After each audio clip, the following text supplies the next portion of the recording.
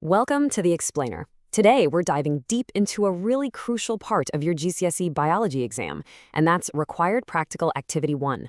We're not just going to talk about how to do it, we're going to talk about how to turn what you do in the lab into actual, solid marks on your exam paper. Okay, so let's get straight to the big why. You might think of these practicals as just something you have to get through in class, right? But trust me, getting a real grip on this specific one is like having a secret weapon for boosting your final grade. So here's a thought. You might think it's all about just memorizing facts and figures. But what if I told you that the skills you learn in the lab are actually tested directly on your written papers? Yep. The examiners want to see that you can think and act like a scientist. And this practical, it's the perfect place to show them you've got what it takes. And that's the bottom line, really. Knowing the method, the equipment, and the science behind this practical isn't just a bonus, it's a direct strategy for scoring marks. You're going to see questions that just assume you know this stuff inside and out, from describing how to set up a slide to calculating magnification. All right, so before you even lay a hand on that microscope, you've got to have a clear picture in your head of what you're actually searching for.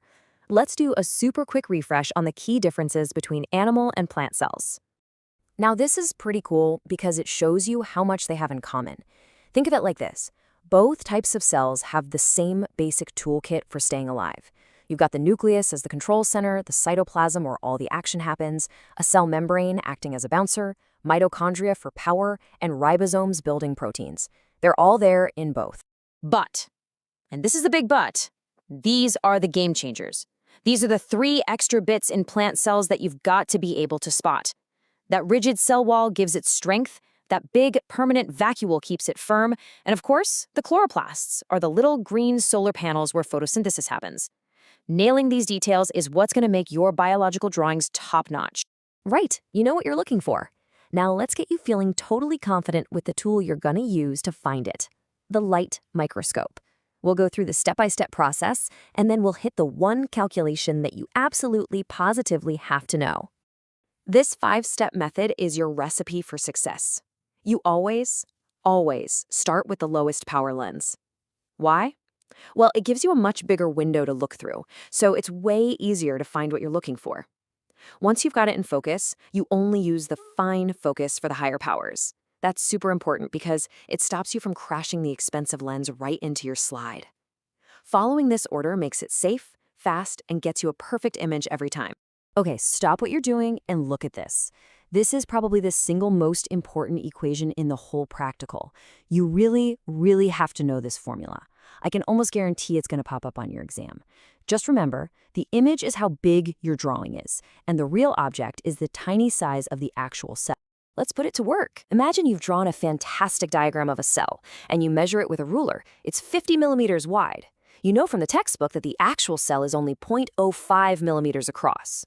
All you do is divide the image size by the real size, 50 divided by 0.05, and bam, you get a magnification of 1,000 times. It's that simple, but wow, it is worth so many marks. And now we get to the main event. How do you actually turn all these lab skills into cold, hard exam marks? Let's connect the dots between what you do with your hands in the lab and what you write with your pen in the exam hall. You see, it's not just a memory test. The examiners are actually looking at your scientific process. They're searching for evidence that you know how to use equipment properly, how to make careful observations, and how to handle the data you collect. They're basically testing your ability to think like a scientist. And this table? This breaks it down perfectly. This is straight from the AQA specification. CAT 1 and 7, that's just about using the microscope correctly. WS 2.6, that's all about making a good scientific drawing.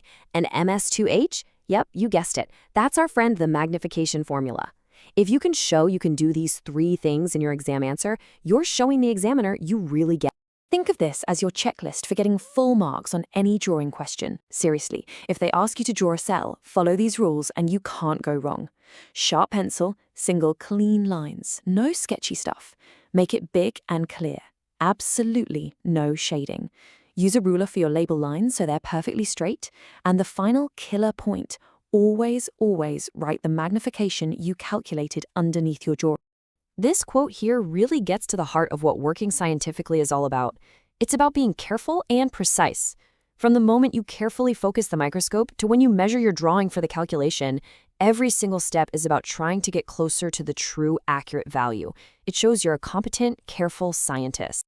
So there you have it. You are now fully equipped to take on any question they can throw it at you about Required Practical 1. You get the science, you know the method, and you know exactly what the examiners are looking for. The only question left is, with this one in the bag, which skill are you going to conquer next to really maximize your score?